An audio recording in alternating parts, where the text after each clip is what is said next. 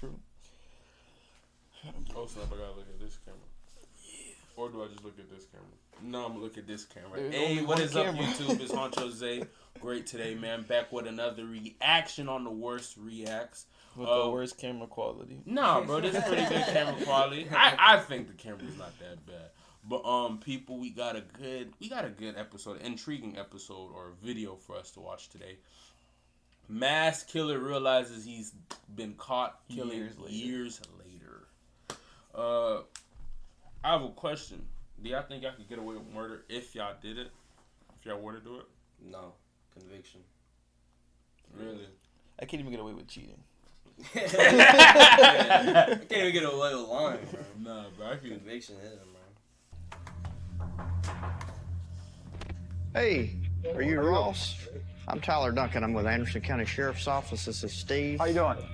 This is Ross Velarde, and for the last 8 years, he and his wife Amy have been living with a terrifying That detective looks cold as hell, though. Nah, I ain't gonna lie. That nigga look cool. Aura. secret that these The detectives glasses, they are got about the to good cop, bad expose. cop action. Look, I got look, assigned they gonna the go back. case back He the good cop. He the good cop. He the in good cop. 2015. We would like to talk to you. Amy's parents, Mike and Kathy, as well as Amy's grandmothers, Barbara and Violet, were brutally murdered inside their own home in 2015, leaving police with the grueling task of solving a quadruple homicide. As family members. That boy had kill streak. And it was on Amy's side, they said, right? So, like, her whole family, pretty much. Yeah. Yeah, bro. But that boy unlocked the UAV, fam. Quadruple homicide. I don't think it was only him. I think she was involved, too. Yeah, probably. It says mass killer. I think it should be killers. Realize that they've been caught years later. Because she has to know. Like, there's no way. She's Bro. been living in a lie. Bro, there's some Jeffrey Dahmer was able to raise a family for there's years. some people that live with or married a murderer. They don't know it. Yeah, no. Bro, When killers did are... Jeffrey Dahmer marry a murderer? No, but No, I'm saying like, like, well, get he married. had a whole, like, girlfriend and, like, whole, like, wife and all that, bro. he did. Yeah. I ain't do my homework on that Yeah. nigga. I ain't seen Yeah. that. I thought he was gay. He was, but he was... Am I talking about Jeffrey Dahmer? Bro, you not talking talking about about Ted Jeffrey Bundy. Dahmer. Yeah, My bad. Ted I'm talking Bundy. about I my bad. I'm about to say Jeffrey Dahmer. He was going to the Yeah, gay club. bro. You know I'm what I'm mad twins. I'm talking about Ted Bundy. Yeah, bro. Do your homework, fam. Let's go back to this. We want answers. But unbeknownst to everyone, Ross and Amy were the killers all along. Okay, Amy is... We're not here because we think you did it or you might have did it. We know you did it. It's piling up, Ross. You don't want to roll the dice on this, I'm telling you. Yeah, I fought the bad cop, though. I ain't gonna lie. On the His aura is crazy. And that's the crazy thing about these. Like, me and my mom were talking about this, bro. They look just like normal people. Like, you cannot tell. And they got the freshest batch of donuts in the bag. November 1st, 2015, Mike and Kathy Scott, alongside their mothers, Barbara and Violet, were found brutally murdered in their trailer home. Everyone was found with similar injuries, a slashed throat and a gunshot wound to the head made after they died. They were also found with knife wounds on their hands, indicating that each victim had tried to fight back before being killed. There were even bloody handprints on the doors and walls, showing that someone had even tried to escape after they'd been stabbed. The terrifying scene inside the trailer home would go completely unnoticed for the entire day, until Like you said, that's the most perfect setting to kill someone. Bro, I'm trying to tell you, fam. according But to nah. Amy, she went to check up on her what, parent. like, what type of, how sick do you gotta be, fam, to want to kill your own parents? I don't know. I don't know if that's the parents. Bro, it's No, she killed the couple, whoever the hell, and then the freaking okay. parents over there. And found them lying Even I dead was inside their home. And at around 12:30 that day, Amy decided to call 911. 911 was location of emergency. Oh my God! I need somebody out here. What's going on? Oh God! There's four. In my mama's house, and Okay. yeah. Who are these people that are in the house? it's my mom and my Okay. grandma and my granny and my stepdad. When Anderson County Police arrived on the scene, they said it was one of the bloodiest. I think Amy started this whole thing.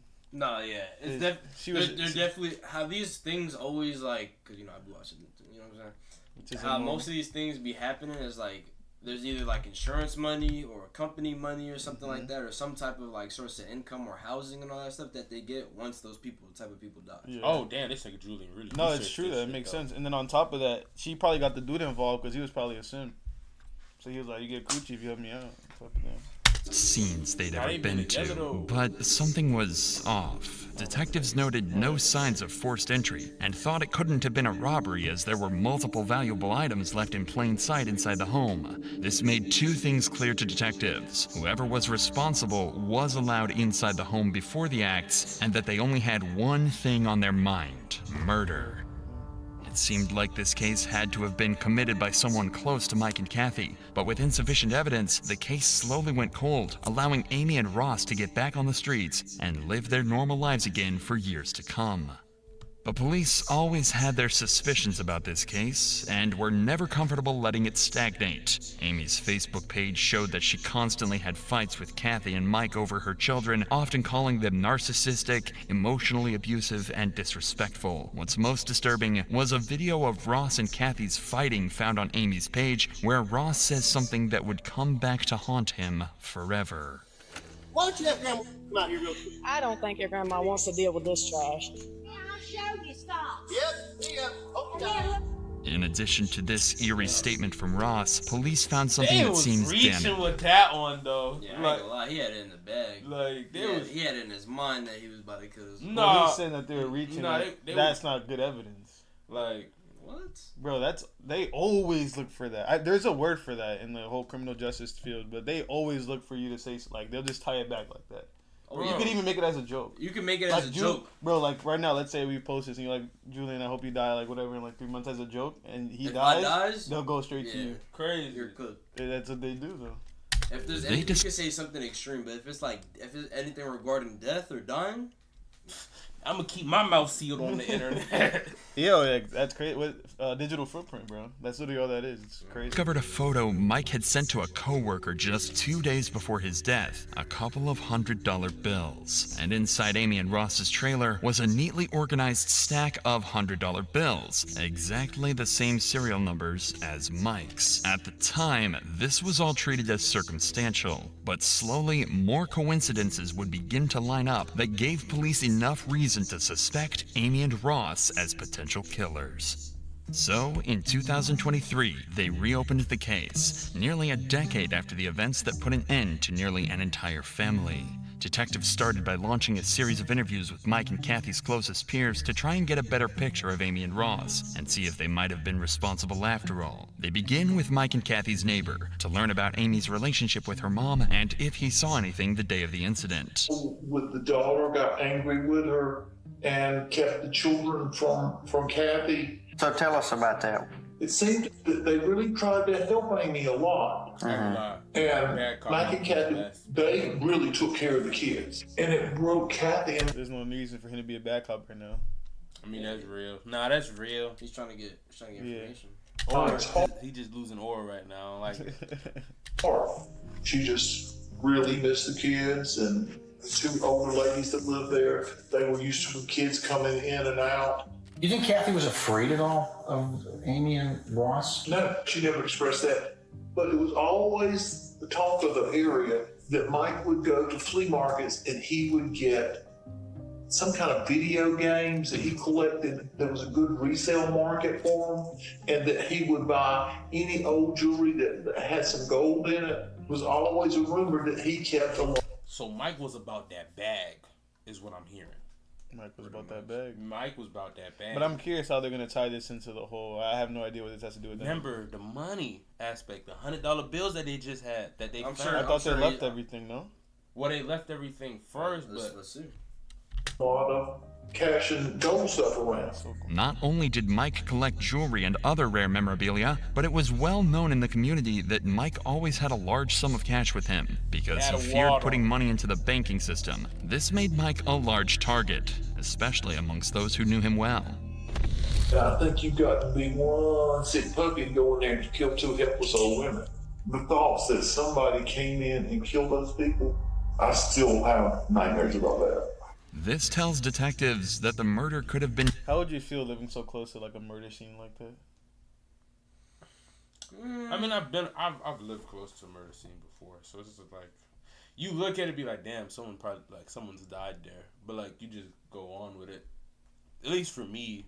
How about y'all? I don't know. I would think that the spirits are still roaming there. That's how I think about stuff like that. No, that's fair.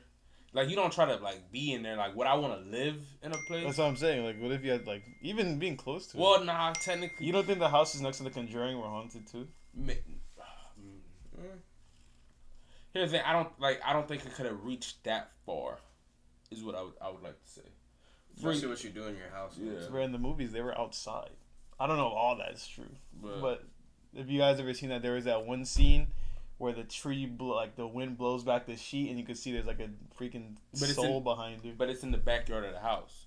Fair. It's part of the house. You see what I'm saying? I don't know if that's how. If there's just some random restrictions. I don't know, like bro. It's fucking I don't Fortnite know. or I don't some know, shit. bro. I don't know. Like, I just for example, I had my uncle had died inside a house before, like the house that I used to live in. Yeah, I'd be uncomfortable living in that. I have a weird mindset with that. Nah. I can never. No, I don't got no problem. Unless like I wouldn't want to move into a house that a person recently just got killed in though. No, I wouldn't do that. Why? Because what I'm saying? Yeah. Yeah. Done for financial reasons, especially since this fact wasn't a secret at all. Couple this with the fact that Mike's money was currently sitting safely inside Ross and Amy's safe at home. A picture is starting to form of what might have actually happened that night. But still, nothing is certain at all, and police next head to Roxy Voorhees, an ex-employee of Amy and Ross's, who worked at their pet grooming business during the months leading up to the crime. Roxy had spoken to Amy almost every day for months before the incident, so if anyone had some information to give, it'd be her. And they were exactly right. What they found was so sinister, it blew the case wide open. Ross had made a joke and said, do you want me to... Mm-hmm. It was a joke at the time. Right. Then later I was like, holy, I'm glad I didn't say yeah. It's Amy, right? What was your job there? A bather, and Bather. I was learning in the process of grooming. When you worked for the shop, you said they were just getting started, so they weren't very successful yet. They appeared that they were fine. Okay. But then I would hear arguments of them, and a lot of it was money related. When I started working for her, I seen Kathy and Mike at the grooming shop. I was in the back grooming, so I didn't hear everything that was going on, but it was something to do with money. Okay. Throughout working there, she'd always tell me about how she was treated growing up and all of that. What kind of stuff would she say about how she was treated? She told me that she was always a daddy's girl, and she said her dad had he was working on a car and it crushed him, and he was placed in the hospital. Mm-hmm. And her mom decided to pull the plug. She always hated her mom for that. Detectives learned that their grooming business wasn't as successful as they claimed it was. Based on bank records collected by police, Amy and Ross's proven income in 2013 was $25,622. However, in 2014, Ross spent $14,200 on a Ram truck, $5,700 on a Mustang, $10,000 on a Harley FXE, and another $5,000 on a Harley XL. Close to $35,000 on luxury purchases. He took that boy's money and That boy Mike had motion. He bought 4 vehicles, bro. 4 vehicles. Motion. 2 motorcycles and 2 cars. The Mustang was hard, but geez. The Mustang was tough. That Ram truck. Yeah, that was nice. But an income of just $25,000. He spent $35,000 only income. And you making 25. With these poor financial decisions, the couple needed money, and they needed it badly. In 2014, their business fell short, making just over $3,000 for the entire year. Things were bad, and they were on the brink of bankruptcy. So when the cops found $67,000 in cash hidden in their home, they knew something seriously strange was going on.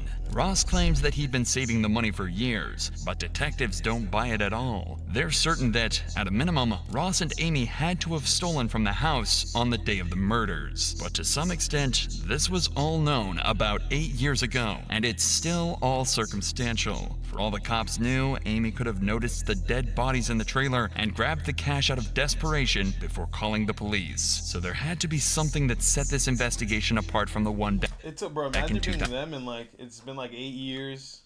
You think the case is over, and Man. detectives randomly pull up to your house. I know they sick to their stomach right now. That had to be the craziest thing when they opened the door. Like that, like you think it's 8 years, it's over. You in 8 years old. Dude, you thinking life sweet? You probably. Bro, if I had that, bro, and like I knew I did it, I'd be dwelling on each and every day. Like, okay, somebody better come to my house. Nah. After like year 4, I would stop. I'm trying to tell you, fam. You think you got away with it, bro? They not. There's no way. Like year 3, year 4, you're like.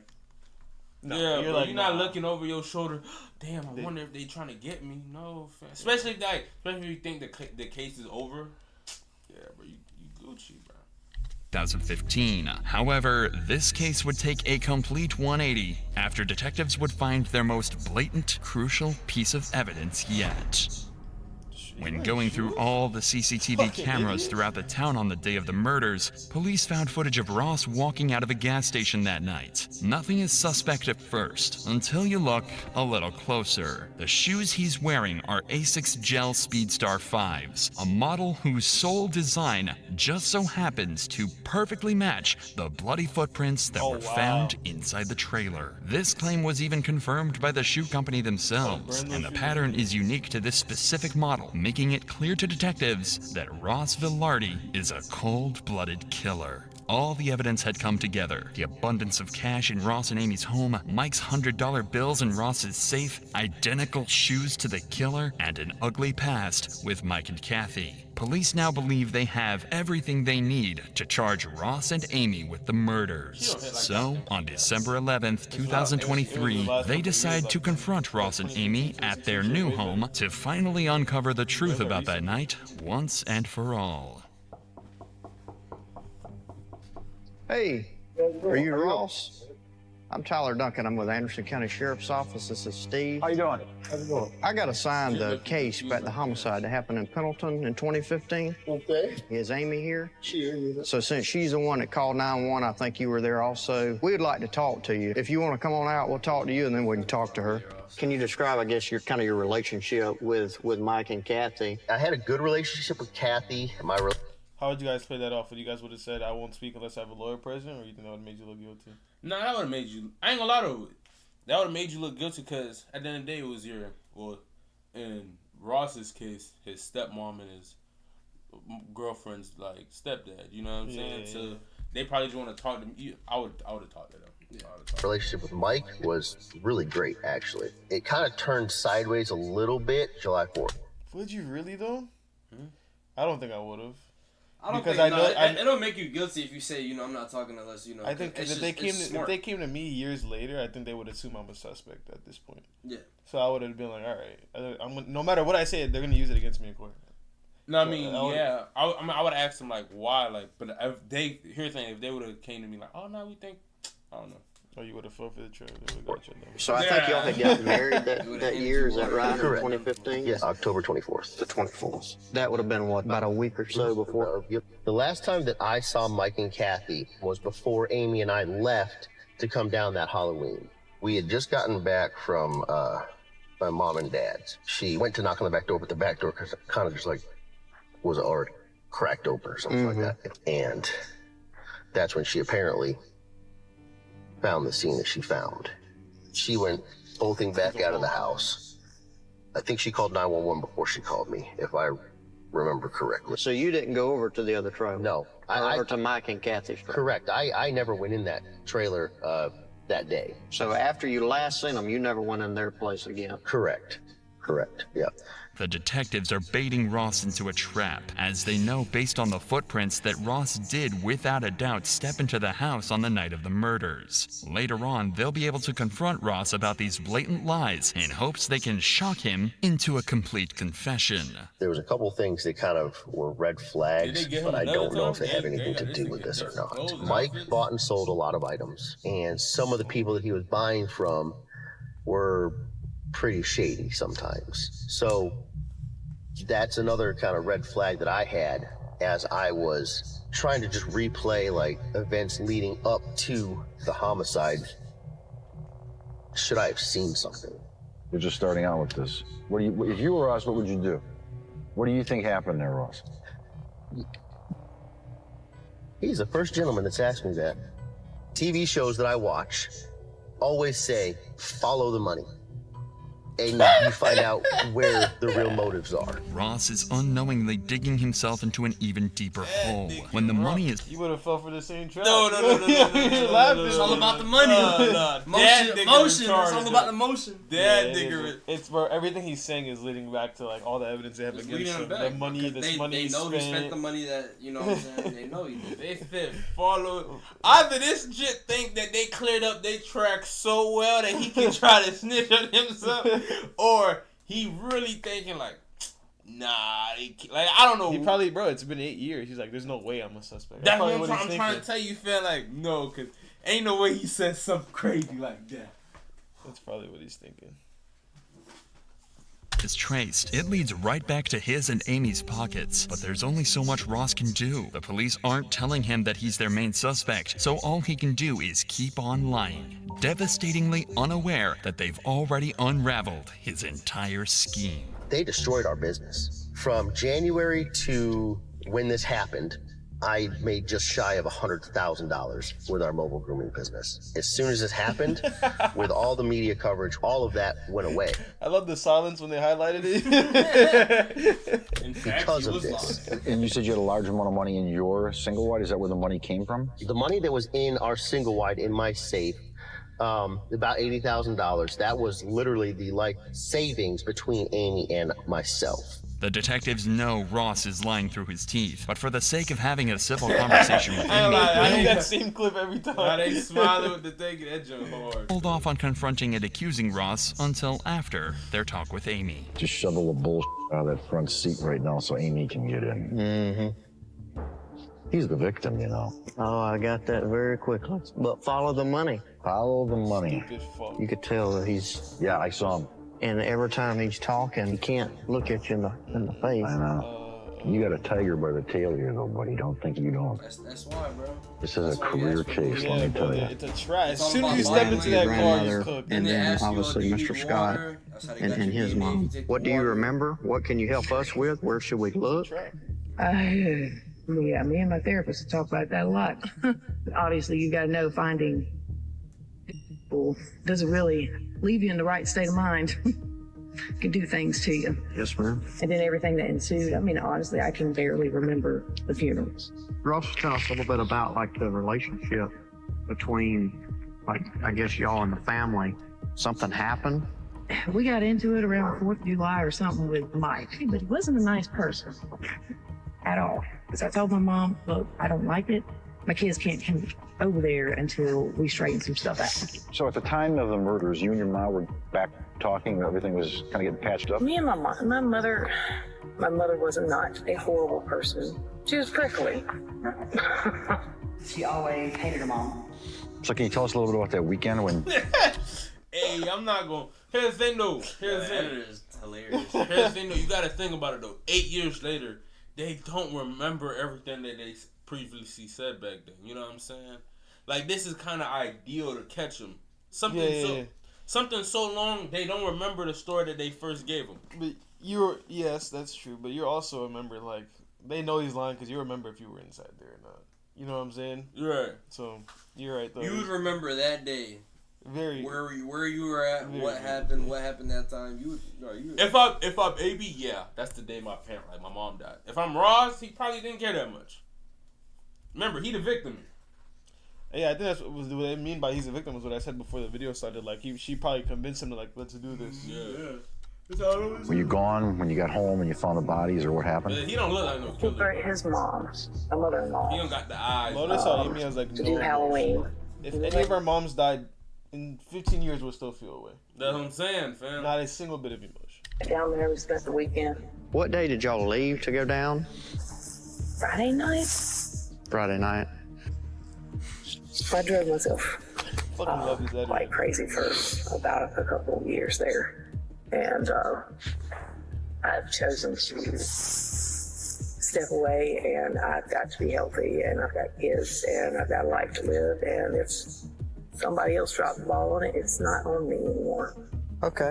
Well, if we just ask Ross a couple more things, and we'll be out of here. Now that Amy has been spoken to as well, detectives are ready to drop the ball on Ross and let him know that they don't suspect him of the murders. They know he did it. a couple more things and we're gonna get out of here, okay? Yeah, I want to see bro. There was something that had come up. You remember owning a red pair of shoes? Red pair of shoes? ASIC Speed Star shoes. Don't recall. And these ASIC Speed Star shoes. Okay, I remember those shoes. What happened to the shoes? That's a good question because I have no idea. This is from crime scene photos, and these are confirmed to be ASIC Speed Star shoes. Okay. Inside, and they have blood droplets on them. And interestingly enough, you're at the Quick Trip wearing those shoes the night of the murders. Okay. So if you never went in the house, I'm just interested to know how they ended up in the house. I have no idea how those shoes would have had any kind of blood on them. I mean, obviously, I was wearing them at a Quick Trip on the 31st. Well, and they never found the clothes either that you were wearing. That hoodie? Mm-hmm. We'll think here. If y'all left on Halloween afternoon, but you're on. Y'all boys ever got caught, just got caught up with, a girlfriend, you just trying to deny, bro, no. This is hilarious right now. No, I never experienced that ever. Oh, no? Love you. No, I mean, not me. I'm talking about, not you. Not you, no. No, of course. I'm talking about, what y'all seen, though, you feel me? TikTok movies, Video there, the timeline doesn't add up. The fact that your shoes are inside of the house in blood, that's a big problem. Again, I don't know where the shoes are at the moment, and I don't remember whatever happened to those particular shoes. If something were to have happened that I had done, it would be stupid for me to wear them into the house and then wear them after that, right? Well, that's what I'm saying. They were never found. So it's almost like you got rid of them. I highly doubt I got rid of them then, but I mean... Here's the bottom line, okay? Mm-hmm. So we know what happened, and we're about to prove it. Okay. So the opportunity for you is now. If you want to look out for yourself, is to really just to tell us what happened. If this was something that Amy put you up to doing, because obviously you have the skill set to go in here and do this, and y'all did benefit from the murders, okay? Because you got a lot of money. We've been through your financials, okay? We did not get a lot of money from this. Y'all were struggling.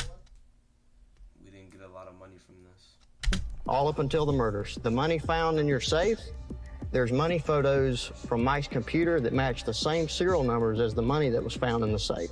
So it's not savings. That's money that was found inside of Mike and Kathy's house that Mike was saving, and y'all took it after you killed him. Okay? Absolutely. And I'm telling you right now, we're gonna prove it. If you think she's not gonna crack on you when we do, then you're mistaken. We're not here because we think you did it or you might have did it. We know you did it. Okay, we're just here as a courtesy. I'm just telling you, Ross, financially at the time, things were really bad. Well, you got text messages between you and Amy saying you don't have the money a few weeks before. And you said it the best, follow the money.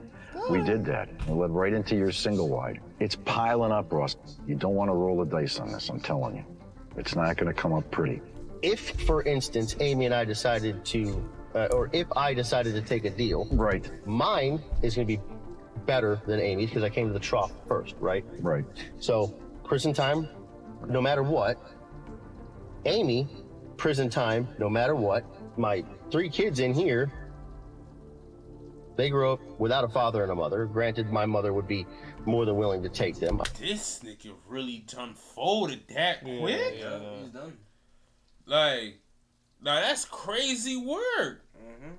I would have said, bro, y'all gotta show me something. What? That's what they did. They showed him the shoes. They showed him the money. The money's piling up. They showed the financials. And they're blaming it on Amy. It's smart. They're making him feel like he's not really. He's more of a victim than the suspect. No, and saying, "Oh, if you think that we just got you right now, and then we talked to Amy, and you think that she's not gonna, you're crazy, bro. You think she's not gonna be crazy." I see why I said get a lawyer. Yes, bro. That's the smartest thing you can do. Get a lawyer, people. Get a lawyer. No, don't do murder. We're not the ones who put you on this predicament. Now you're going to have to deal with the consequences. 10, 20 years in prison.